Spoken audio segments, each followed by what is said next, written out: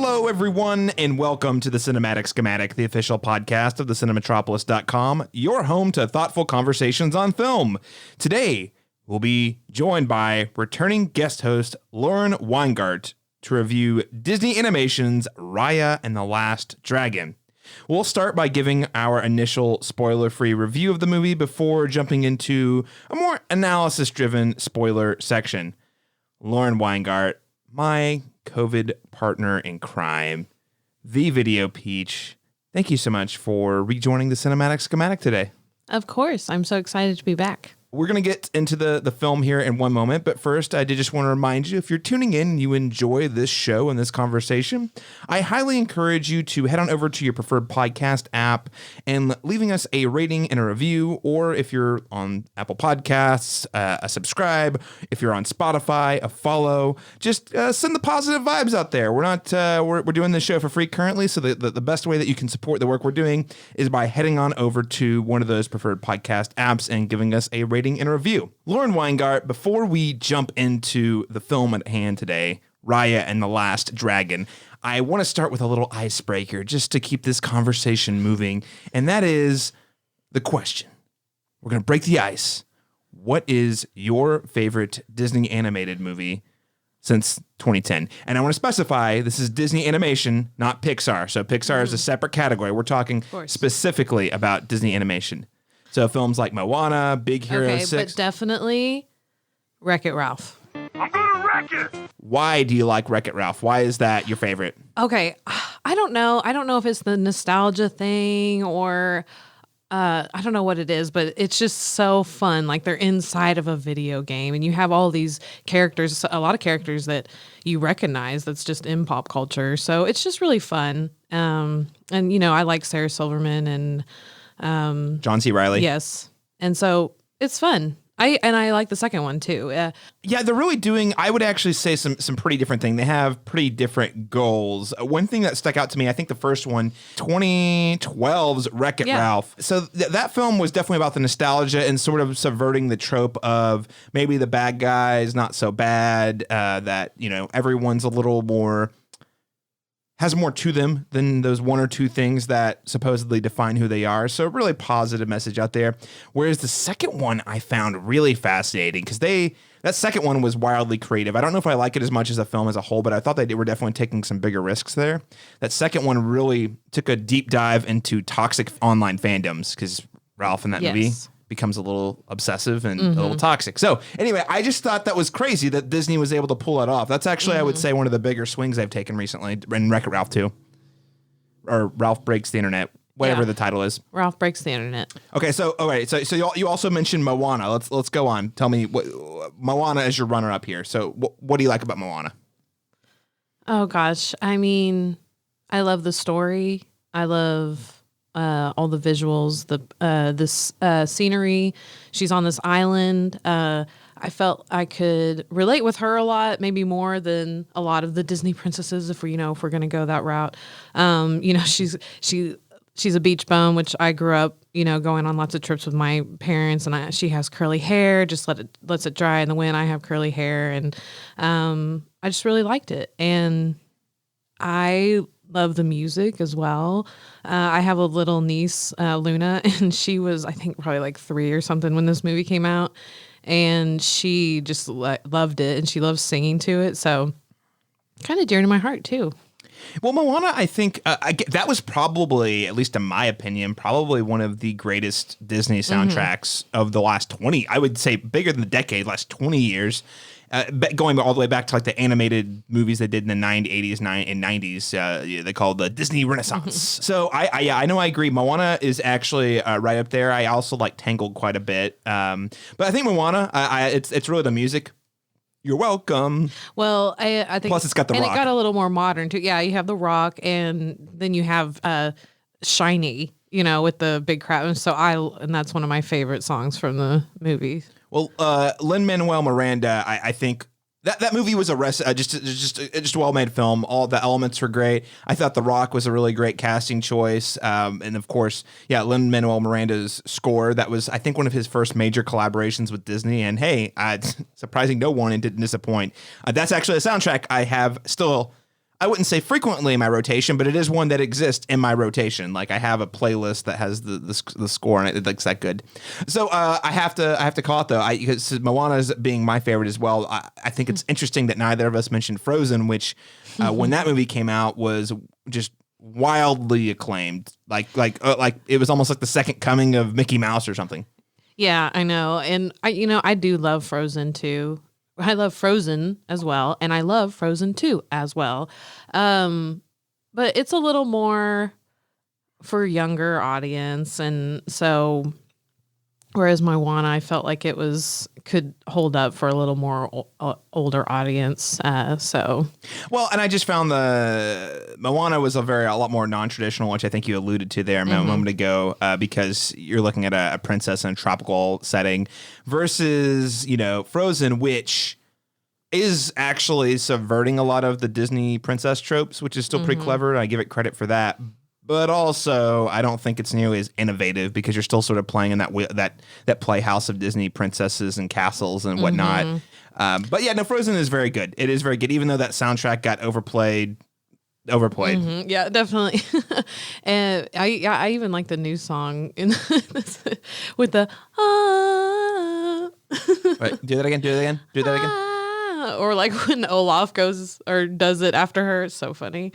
But yeah, speaking of Frozen 2, we'll get into it later, but there's just a lot of similarities to Frozen 2 along the story of Raya and the Last Dragon. Oh, right. And, Frozen 2 was right before this was made by Disney, so... On that note, though, let's go ahead and get to our review of Raya and the Last Dragon. Let's catch you up. My name is Raya. Our lands have been at war for as long as we can remember. Our people never see eye to eye. My daughter, I believe our people can come together again, but someone has to take the first step. Now, in order to restore peace, we must find the last dragon. I wish to join this fellowship of butt-kickery. Let's go. We'll have to watch our backs. We're not the only ones looking. 6 years of searching. Please let this be it. Almighty Sisu! Who said that? We really need your help. I'm gonna be real with you. I'm not like the best dragon. Have you ever done like a group project, but there's like that one kid who didn't pitch in as much, but still ended up with the same grade? We're doomed. IMDB describes Raya and the Last Dragon in a realm known as Kumandra, a reimagined Earth inhabited by an ancient civilization. A warrior named Raya is determined to find the last dragon. Dun, dun, dun. Wow, now that's okay. I just have to say, that synopsis does not do this movie justice. So we're gonna talk about it. Let's just give listeners a little cue. Let's let them know, what are our biases? How did we feel about the movie overall? Did we like it? Did we hate it? What did we like? What didn't we like? Lauren Weingart, what did you think of Raya and the Last Dragon? Okay, guys, I loved Raya and the Last Dragon. I think it might be one of my new favorite Disney movies. It's one of the first Southeast Asia inspired Disney movie. And, we get a new Disney princess set in Southeast Asia. So I really like that. So they really presented a really cool world. It's very vibrant, and I think that they did a really good job with the story or the world building as well. Like they created this whole world for us to discover, and with different lands that make up Kumandra and different tribes, and we get to visit all of them too. And so I thought it was great.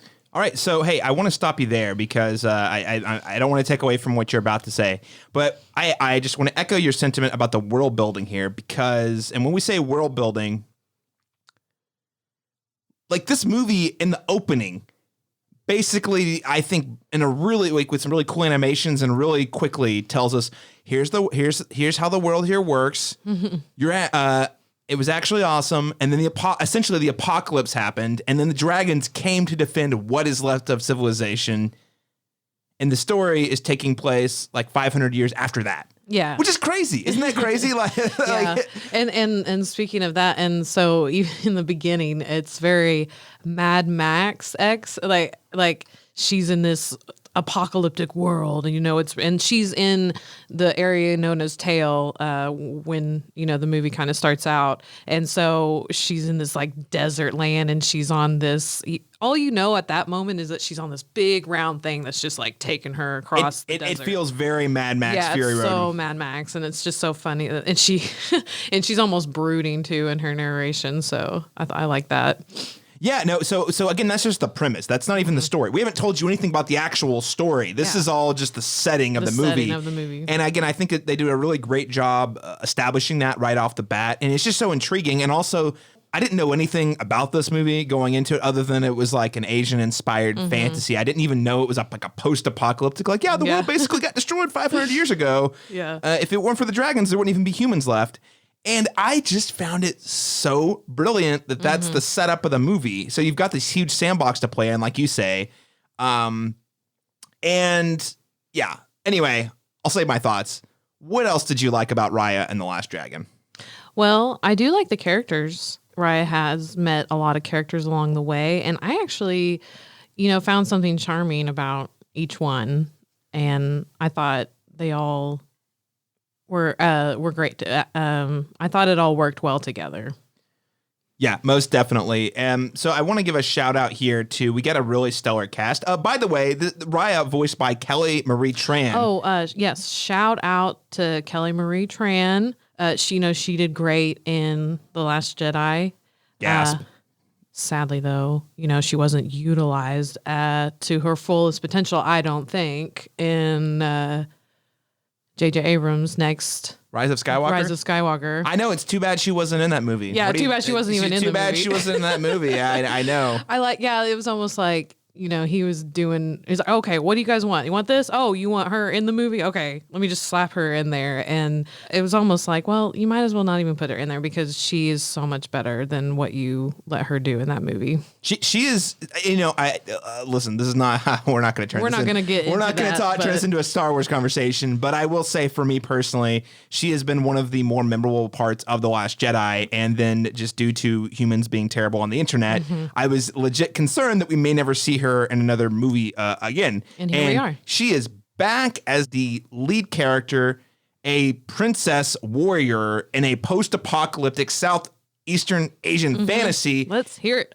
Holy cow, she is so good. She's so good. Yeah. Also, we got Awkwafina, who voices Sisu the dragon. I love Awkwafina. Everyone loves Awkwafina. Come on. No, she does great in this movie, and I think she's perfect to voice Sisu the Last Dragon. And I think she's set to be Scuttle in the next Little Mermaid as well.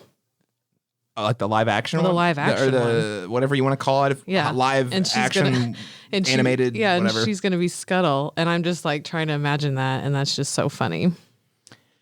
Yes, Awkwafina, always a treasure. I would say I honestly didn't. I don't actually care about any of those Disney live action Disney remakes. So I didn't know. But that's a whole other podcast. I'm sure we'll talk about it down the road. We also have Daniel Day Kim. I loved it because I was like, wait, is that Daniel Day Kim? I was literally like, that's got to be Daniel Day Kim. Credits roll. Daniel Day Kim. He's a great underrated actor. Been a big fan of his since Lost back in 2004. Big and fan. He plays her dad, and even kind of looks like him too. He does. Yeah. I noticed that he's got like the goat. Yeah, he looks very similar. He's got the same facial hairstyle that Daniel Day Kim frequently wears. Yeah, definitely. We have Benedict Wong who makes an appearance in here. So yeah, I just think overall, very, very great cast. Gemma Chan. Apologies, internet. Correct me if I said that. Sorry, apologies if I butchered that. She sort of plays Raya's like arch nemesis princess. Namara. Namara, yes. Which again, very compelling. I don't want to say bad guy, but a very compelling opposite of Raya in the film. So, Lauren, what else? Anything else stick out to you about Raya and the Last Dragon that you want to call out? Okay, can we talk a second about her sword? Well, yeah. We can talk about the sword. She has this badass sword Yes. that she inherited from her dad. I want one. Oh my, who wouldn't want one? It's a sword that's also like an Indiana Jones whip. Yeah. That's also like a hook shot, like the Legend of Zelda hook shot that Almost you like can a fling. scorpion kind of thing. Like, Yeah, it's- get over here, and then you can like shoot it up into the ceiling and like swing. Or it can wrap around stuff so you can swing on it Yeah. like a whip. Yeah, no, it's awesome. It's super cool. Yeah, so the action in the movie I think is really good. Oh, and another thing I'll mention is that there is there's no musical in this, like we, are used to in movies like Moana, and other Disney princess movies, and which I think was a good call. Yeah, this is not a movie that lends itself to a musical. It's, I No, mean, it that's did the not thing. need it. No, that's what I'm saying. The setting does not call, like the setting and the story they're telling is not one that calls No, for and it happy would've- musical numbers. And it would have been a different movie. And so I'm glad that Disney is doing a movie that's not a musical, and they're trying to do, tell a different story than what we normally see. So Yeah, most definitely. Lorna, I would just say that, yes, I want to echo your sentiments here. I found the world to be just really astounding.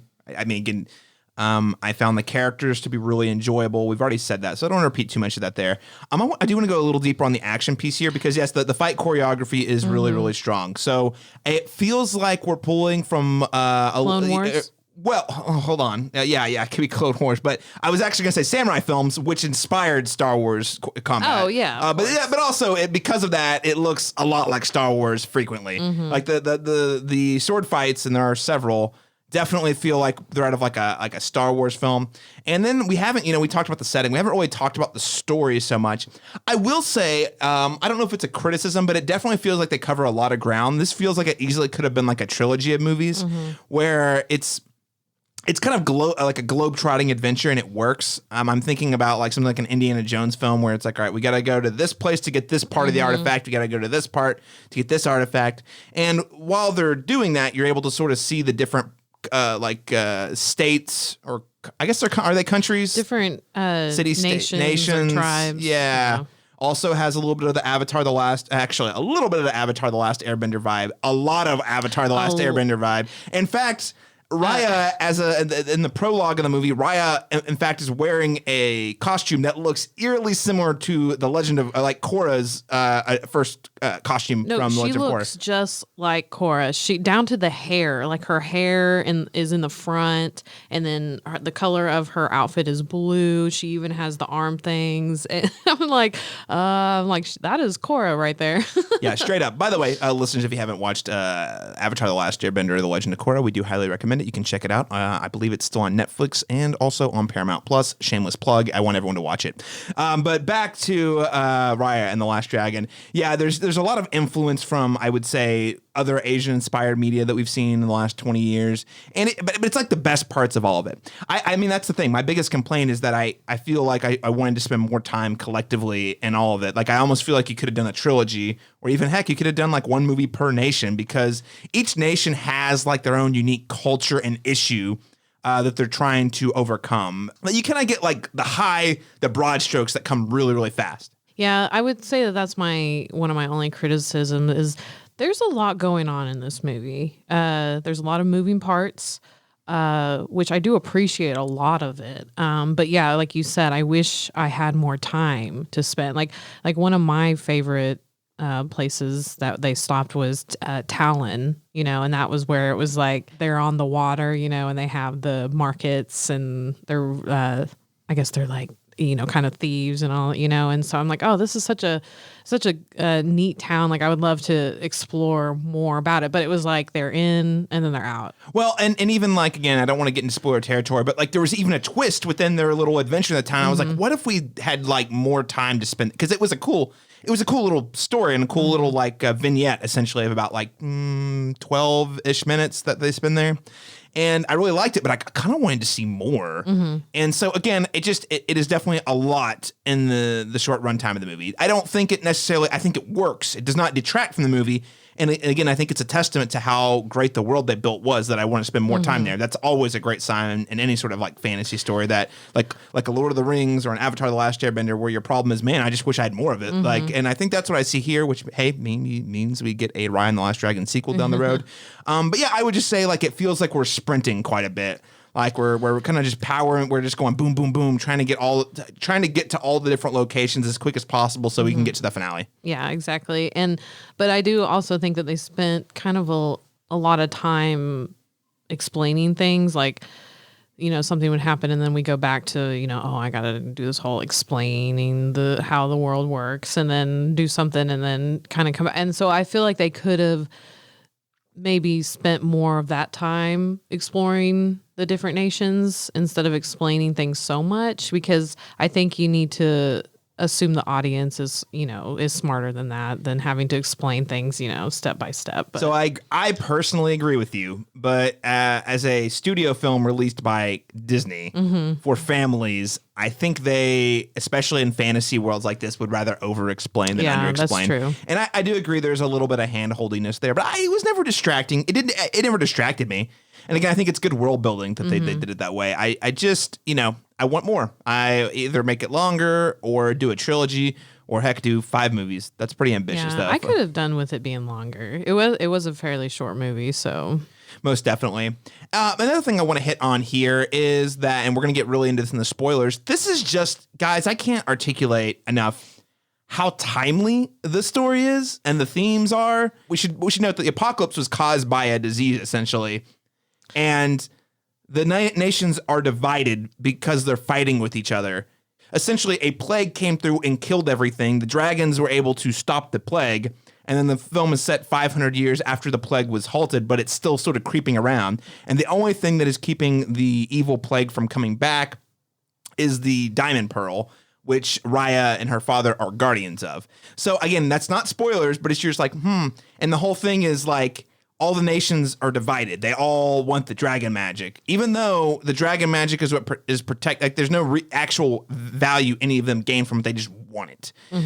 So, like, this idea of unity is a big theme we'll get into in the spoiler section.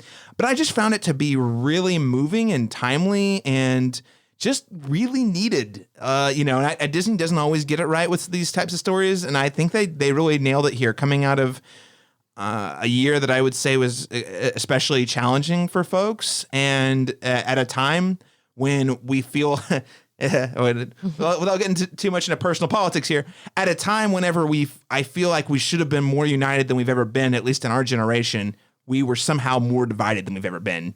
And this movie is kind of like talking about that in ways that this movie was made for 5 years. They've been working for 5 years. So it's just kind of wild. It's almost like they knew. It's like they knew. But of course, I know there were a lot of big changes, I think, that happened, and it started happening about a year and a half ago. The movie got reworked quite a few times. But anyway, I found it to be really moving and compelling. And for me, that is what is going to stand out about this movie. It's just up my alley. The Southeastern Asian fantasy, up my alley. Check that box. Badass heroine, princess, checks that box. Really just compelling cast of characters, checks that box. Timely themes and very pointed story that's not making any bones about what it's about. I don't always like stories to be that way, but in this case, I think it works really, really well. So checks that box. Big is that the only thing that's really holding me back from giving this movie an A+ is that it just feels like it's trying to cover too much ground and not enough time. But it's, again, it doesn't wreck the movie. It doesn't really detract from it. So anyway, I would say, in short, that is what I think of Raya and the Last Dragon. So, Lauren Weingart, that's going to bring us to our recommendations of the film. How would you rate this film with a letter grade? A, B, C, D, F. I would give it A-. A-. Only because, like you said, I wish that they were trying to cover a lot in one movie, and it just left me wanting more, which is a good thing, but it's also like maybe they could have been a little more strategic on maybe holding back on some things so we could focus more on other things. Yeah, no, for sure. I'm surprised. I'm giving this an A. I actually love this movie. I think, it's very rare that I rewatch, movies anymore. I don't rewatch a lot of Disney, even movies I really like. I just don't watch much anymore. This is one that I absolutely will watch again. And not only that, I should say this. One thing we haven't talked about, this movie was being released via Disney Plus for $30. For $30, which is kind of expensive for a movie that you don't actually own, and you also have to already subscribe to Disney Plus. So for listeners out there, the only way you can watch this movie right now, outside of going to a theater, if you feel comfortable taking that risk, is by A, subscribing to Disney Plus, and B, paying $30 extra on top of your monthly subscription, which I think is a pretty expensive ask for the audience. Is it worth it? I actually would say, especially if you have kids and you need something new to show the family, absolutely. For everyone else, you can probably wait because it's going to be free on Disney Plus eventually. I think we saw with Mulan last year, they waited 3 or 4 months and then it went free. You and I paid the $30 for Mulan, and I do not think that movie was worth $30, frankly. Oh, I agree. If I was gonna choose to spend money to watch either Mulan or Raya and the Last Dragon, I would choose Raya and the Last Dragon. And yeah, I agree. If you're looking for new content and you're if you were gonna go to the movies anyway to see this movie, $30, sit and watch it with your whole family. It's a great movie. Right. Well, I think if you're a family, you're probably saving money with $30, yeah, quite frankly. Exactly. That's why I'm also saying for other people who aren't just have an urge for new movies can wait, you should probably just do that. But I do think it's worth it. I think it's worth the $30. I think so too. All right. Well, ladies and gentlemen, Lauren gives it the A-. I give it the A. Again, I'm shocked by how much I liked it. I didn't really go in with any particular expectations. I just don't really expect much out of Disney movies, even though I generally like them. I loved this one. So check it out. For those of you who do not want to be spoiled, you're going to want to go ahead and tune out now because Lauren and I are going to be taking a deeper dive into some of the themes in the film. All right, Lauren, we are full steam ahead in the spoiler section here. So I just want to start off by talking about how this film is so timely. What did you think of these themes of unity and trust that clearly Raya and her father represent, and they're fighting? That's what they're fighting for. And Raya is frequently confronted with the fact that everyone she has ever trusted who's not her dad basically stabbed her in the back. So, what did you make of this? I thought it was great. And like you said, it's very timely. It's great how it turned out like that because, in a time where our country seems very divided, as so is the world of Kumandra, is divided into 5 different nations. And trust is a very big theme in this movie.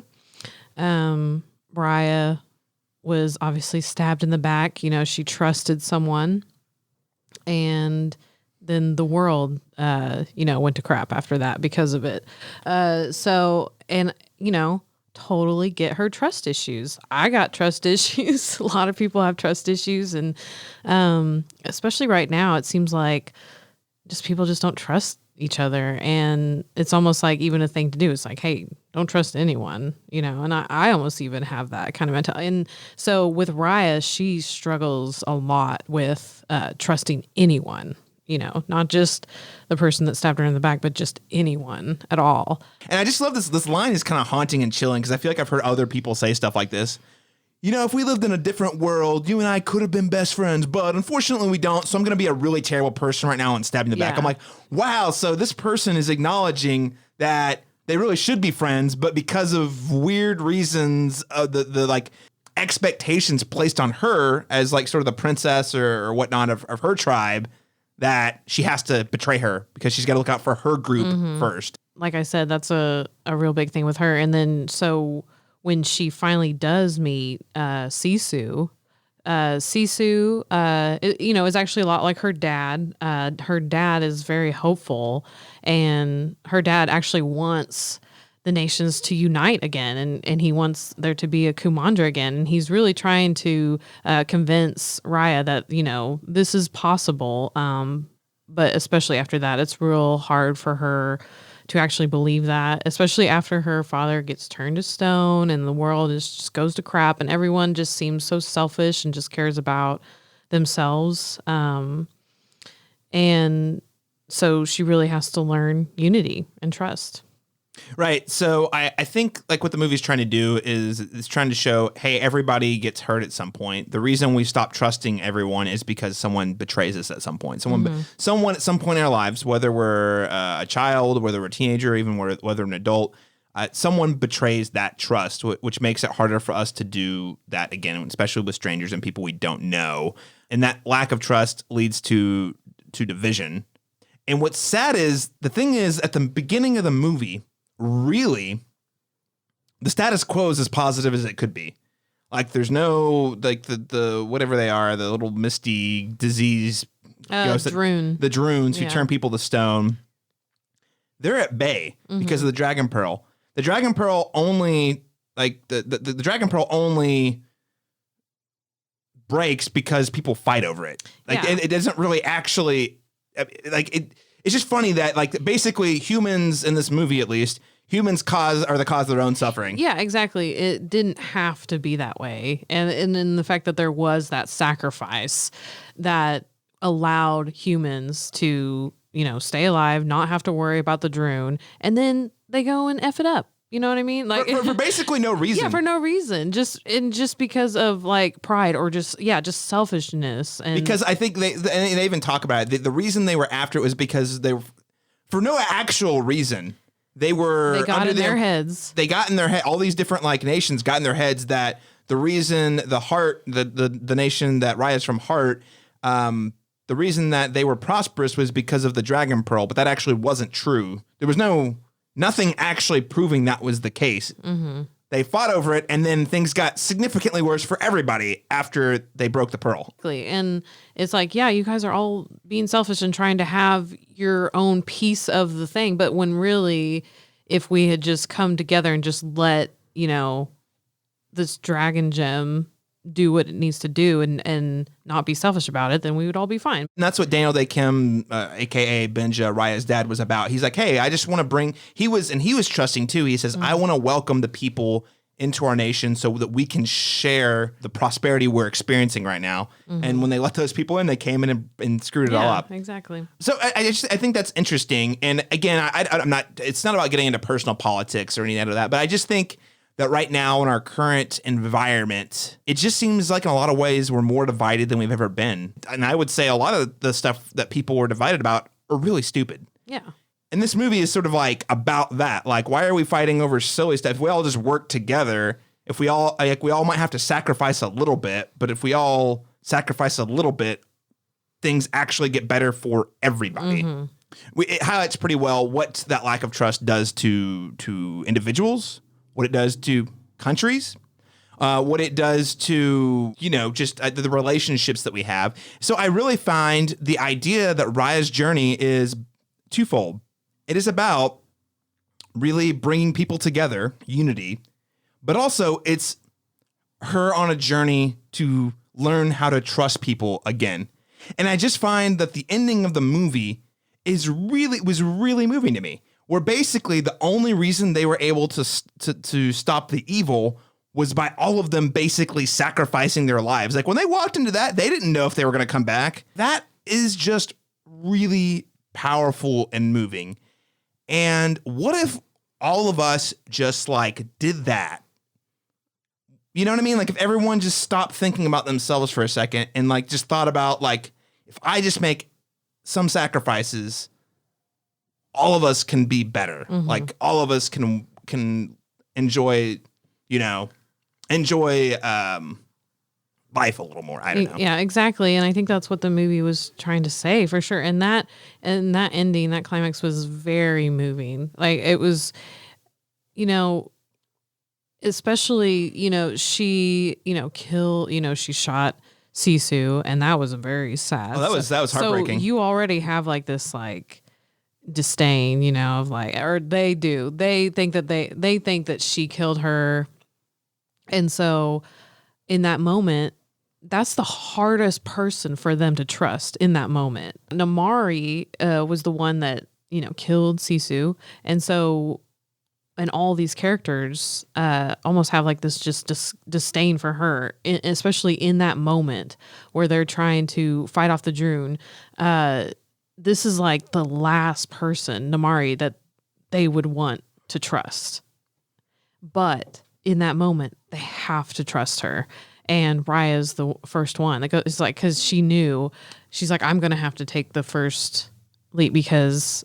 she has to lead by example. Because I'm the one that, you know, and they know that she hates her because, you know, it got to that point because of her, and she just killed Sisu. And it's like, oh my gosh, if Raya can trust her in that moment, then I can too. And it was so moving. And each person at the end, she met along the way while she stopped in each nation to get the dragon gem. And so they finally have all the dragon gems at the end, and one by one, they gave her a dragon gem and they trusted her. Her journey in learning how to trust others happens organically. She doesn't trust strangers, but when she meets all these different people she basically gets a new member of each nation on her travel, and she learns to trust them because she gets to know them. And, you know, the question is like, how many people would you learn to trust if you got to actually know them a little bit, right? Yeah, exactly. Because when you think of the individual, you know, individuals can get along. And if we all just had that mindset, we all could just get along. And so, yeah, she meets someone in each nation along the way. And in the first nation, which is in Tail, she meets Boone on the... I just want to say how much I like his the name of his little shrimp boat, the Shrimporium, because, you know, I love a good pun. So, yeah, and so she meets all these people along the way and organically builds a relationship. And I really like that it was someone from each nation from at the end, right, that came together. Right, exactly. And that obviously is climaxes with her like nemesis, Namari. Which, by the way, I also found it pretty moving that while her and Namari were duking it out in a very Star Wars-esque like sword fight, all her friends were like, "You guys are stupid. This country is imploding," and they were trying to actually save people. You know, just showing that these people had learned selflessness and were putting, you know, the lives of those other people in a nation. By the way, the nation that everyone hated because they blamed them for the dragon pearl. Yeah. So I think, you know, that all leads to the powerful self-sacrificial moment, and it starts with Raya having to make that first step and make that self-sacrifice. Mm-hmm. I do want to talk a little bit about Sisu. I don't think we've gotten to her. We haven't really talked about her much. Yeah. So they have, you know, dragons in this world, which I think is really cool, and it has a lot to do with water. So these are pretty much water dragons, which I think is pretty cool because usually when you think of dragons, you think of, you know, fire and like real dark, but these are very colorful dragons. And it was cool too because every time they get a dragon gem, Sisu had a different power from each one, which was the power that was put in there by each of her siblings, you know, to save the world. So that was really cool. And it was kind of clever too because one of the powers was shape shifting, so allowed her to be a human within these nations. Yeah, no, it was super cool because she, like, every time she kind of like had met one of these, she evolved. Her human form evolved every time they went to a different nation. It was like she learned how to do something else or got this new power. She got the power from the each gem. Each gem was holding the power from her siblings. Yeah, just super cool. Yeah, just super cool. Again, the siblings, her siblings, who all sacrificed themselves as well. Mm-hmm. All of those different elements came together to make her like a more powerful dragon. Mm-hmm. And yeah, but Sisu and the dragons were really great. We did not talk much about the dragons, and also we didn't really talk about how beautiful the animation in this movie is. It's really, really stellar animation, and I know this is supposed to be more like analysis driven, but I just want to call it out. It was really, really beautiful, and I think it added to. Oh yeah, I mean, I think I mentioned before that was one of the things that I loved about this movie is The animation was very good. Disney did a real good job on this, and I think they're proving that they're really good at building these worlds. Yeah. Yeah, definitely. Well, before we close out, Lauren, because we are about out of time for today, but one thing I want to ask you. This movie had certainly not what I would say a raging box office success, but it had I want to say it was like a box office opening weekend of around 30 odd million, which is the closest we've gotten to a proper like regular box office since the pandemic and things shut down about a year ago. Mm-hmm. Do you want to see a sequel? I do want to see a sequel, and I hope that this movie becomes beloved like it should be, and then people will want a sequel, and they will give it to us. That's right. Demand it. Yes. I'm curious because like the way that Disney's, it's hard for us to measure exactly how Disney is tracking how well this movie's doing from a Disney Plus perspective. Like I'm sure they can see with a $30 purchase, they can see exactly how much revenue it's contributing to them. But like, are they also watching like subscriber count, whatever? Again, it's kind of messy. So I'm not sure how Disney feels this movie is actually doing, but I would just say, I think this is one of those Disney films that lends itself to a sequel in a lot of ways. And there's just so much more to be explored in this world. I would love to see that continue. Maybe it's another movie. Maybe it's an animated series. I don't know. Disney Plus kind of actually opens up the door for a lot of different possibilities. So yeah, Raya and the Last Dragon, I would say a really exceptional film. Probably one of my favorite Disney animated films of the last 10 years. And I hope we have more. Yeah, I would love more films like this from Disney. Keep them coming. All right, Lauren, anything else you want to add about Raya and the Last Dragon before we wrap up?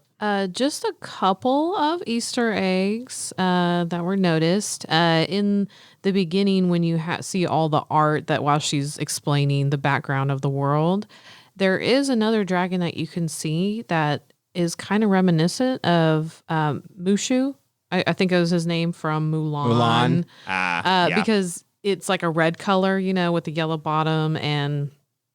which is kind of cool because in the live action Mulan, we didn't get a Mushu, so a lot of people were missing that character and kind of got him in this one, maybe. Well, he actually makes sense in this one. Yeah, and it makes sense too. And another one that I thought was funny, the last one I'll mention, when she is in Talon in the marketplace, in the bottom when she's walking around, you can see Hey from Moana walking around. Very and nice. He even has the like coconut or like a bowl on top of his head, like walking around like he did in Moana. And so that was a good This is all set in the same universe. It's a crossover. It's in the same universe, I think. Oh my gosh. And another thing that I think is like I said earlier, there is a lot of similarities to this movie and Frozen. And one thing I'll just mention is when she comes to the end of the river in the beginning of the movie, when she's trying to find Sisu, she comes to a shipwreck. And she even says, 6 years of searching, and we come to a literal shipwreck. It was 6 years between Frozen and Frozen 2. And there was a shipwreck that they came to that the parents died in. And it was very similar shipwreck. So is it the same one? No. But you said there, well, just kidding. All right, fans, people on the internet are going to make those conspiracy theories all day long. So I'm sure it's somehow connected to Toy Story if you wouldn't really want to dive into it. All right. Well, Lauren, this has been a wonderful talk about a very wonderful movie. Before we close the show, where can people keep up with you and all the great things you're doing at Video Peach? Where can they keep up with you online? Yeah, of course. You can follow me at Video Peach Productions on Instagram and also Facebook at Video Peach Productions. Video Peach Productions, they are filming life's sweetest moments for you. Beautiful wedding videos. Obviously, I'm a little biased, but I think if you're looking to tie the knots and you want some video, it's definitely the place to go. Videopeach.net. Ladies and gentlemen, you can keep up with me and all of my work over at thecinematropolis.com. You can follow the Cinematropolis on social media, on Twitter at the Cinematrop, or on Facebook at facebook.com/the Cinematropolis. You can also find me personally tweeting about all the things film, television, video games, all the fun stuff at C Masters Talk. That is letter C Masters Talk. And I also want to encourage you. I'm right in the middle of a special interview series on the Cinematic Schematic. If you're subscribing, you've probably heard or at least seen a couple of these episodes come in. It is 3 films that got you through the 2020 pandemic. I'm speaking with a variety of professionals who work in the film industry. I believe all of them so far at least have been from Oklahoma. And talking to people like Adam Chitwood, who is the managing editor over at Collider.com, about how the pandemic impacted internet publications covering movies like Collider. I spoke with Sterling Harjo, who has an upcoming pilot for Reservation Dogs coming out. Interviews with all sorts of interesting people working around the film industry. So if that sort of thing is of interest to you, I highly encourage you to give those a listen. And those episodes are usually posting on Mondays, maybe on Tuesdays sometimes, but most of the time on Mondays. Check it out there. Ladies and gentlemen, thank you so much for tuning in, and we'll catch you again next time.